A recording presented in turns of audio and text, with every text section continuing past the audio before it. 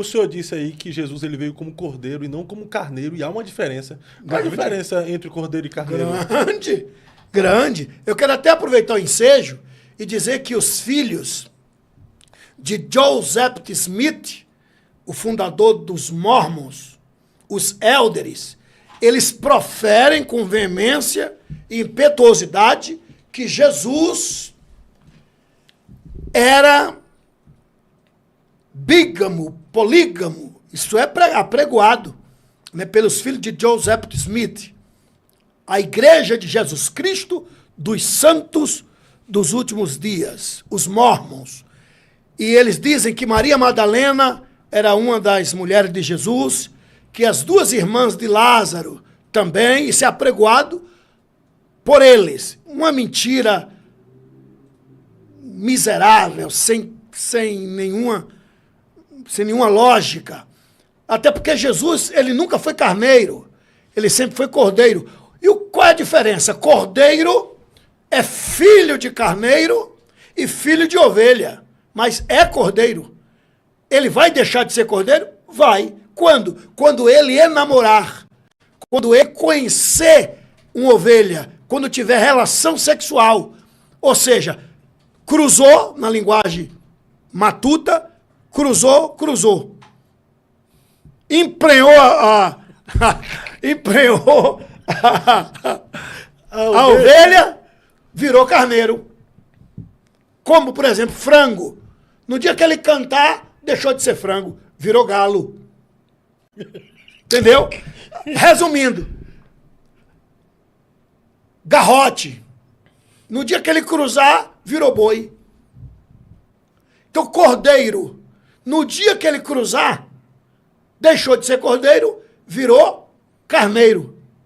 Então, todo cordeiro um dia chega a ser carneiro, se porventura não morrer antes de cruzar. Então, Jesus não é chamado de carneiro. Ele é chamado de o Cordeiro de Deus que tira o pecado do mundo. Por quê? Ele nunca conheceu mulher. Isso é mentira dos filhos de Joseph Smith. Uma mentira diabólica. Jesus é o Cordeiro de Deus e não o Carneiro de Deus. Então isso leva a Igreja de Jesus Cristo dos Santos dos Últimos Dias, os mormons, a ser uma seita. Mas é uma seita. Não só por isso. Não só por isso. Pela mensagem mentirosa. E Joseph Smith diz que Moroni, o anjo Moroni, apareceu a ele e levantou ele como o profeta que vai dar prosseguimento às mensagens que Jesus não completou e ele é que vai completar. É uma seita diabólica, satânica, demoníaca. Os mormons é uma seita diabólica. Ponto final. E as pessoas que congregam, que eles estão levando um público, eles saem evangelizando de 2 em 2. Então, tem pessoas que estão fazendo parte desta igreja, entre aspas, né? E essas pessoas que estão congregando, está sendo doutrinada para ir para o inferno ou o Senhor terá misericórdia deles pela ignorância? Amado, ninguém será salvo pela ignorância. Segundo a Bíblia, será salvo pela fé. A sua fé está voltada para quem? Por isso está escrito. A Bíblia nos revela, Apocalipse capítulo 20, juízo final, está escrito. Todos, desde Adão até a última catástrofe, diante do trono, serão julgados. E vai abrir os, plural, livros. E vai ter gente que saiu do inferno para ser julgado, que não vai constar nada, segundo a Bíblia, nada naqueles livros. Uai, então estão salvos? Vamos ver. Mas por quê? Porque eram quase crentes, fiel, de um caráter ilibado, mas o pior pecado foi cometido. E todo aquele que não foi achado escrito no livro da vida não aceitou Jesus. Então, aceitar Joseph Smith não é Jesus. Então eles vão para o inferno. Por quê? Porque o próprio Jesus diz, vocês erram. E erram muito. Por quê? Porque não examinam as Escrituras. Se examinar as Escrituras, vai saber que é ela que de mim testifica. Então, quem vai para o inferno, vai porque quer. Porque se deixar de seguir Joseph Smith, e seguir as Escrituras, o nome será escrito no livro da vida. Fora também que Joseph Smith Jr. recebeu um Novo Testamento pelo anjo Moroni, né? E Paulo disse que aquele que vier pregando um Novo Testamento, ainda que seja um anjo, que seja considerado anátema, maldição ou maldito. O próprio Paulo, ele disse, olha, tudo que eu estou pregando é verdade. Agora, como o ser humano é mutável, vai que eu mude de mentalidade lá atrás e volte aqui dizendo, ó gente, aquilo que eu falei, esquece. Ainda que eu volte aqui, ou um anjo volte aqui, dizendo que tudo que eu estou dizendo é mentira, seja considerado anátema. Ou seja, porque o ser humano é mutável.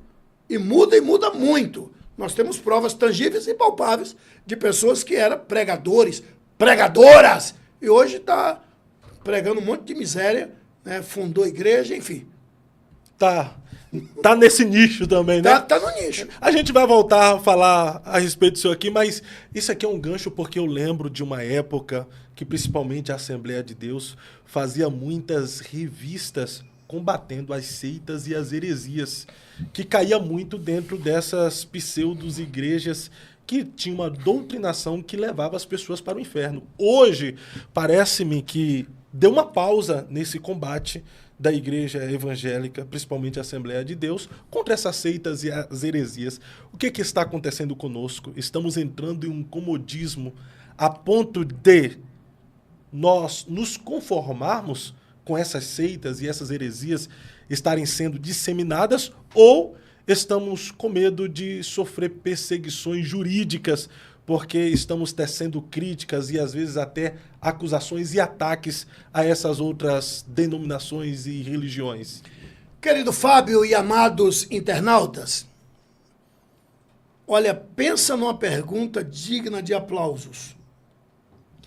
As nossas, plural, escolas dominicais, as revistas vinham recheadas de informações da biografia dos fundadores dessas seitas, ensinando-nos a evangelizar eles, a provar que eles estavam enganados. Mas hoje, infelizmente, quase que não se ouve. E o porquê? A tua pergunta foi: estamos com medo? Ações jurídicas? Estamos em outros tempos. Nós estamos em outros tempos. Inventaram palavras, e se você disser que aquela palavra está errada, você pode ser levado ao tribunal. E aí é medo? Não sei se medo, não sei se prudência. Algumas vezes a prudência é confundida com medo. Mas não está na hora de agirmos. Mas como a Bíblia diz que tudo ao seu tempo, pode ser que não seja o tempo. Eu só sei dizer que as nossas escolas dominicais, hoje, não é mais ensinado o que na década de 80, 90, até o ano 2000, nós tínhamos prazer de estar na escola dominical.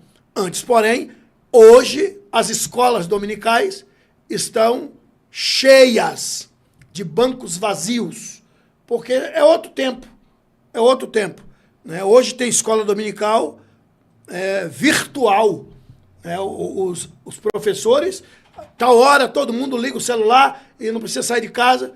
Falando sério, escolas virtuais e remotas, né? E infelizmente,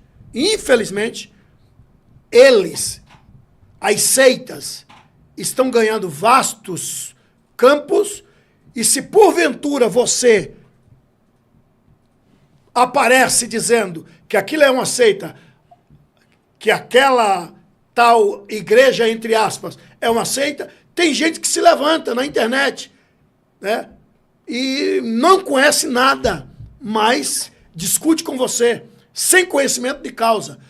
Resumindo, estamos vivendo outros, plural, tempos. e tempos tenebrosos, Como disse Paulo, trabalhosos. trabalhosos.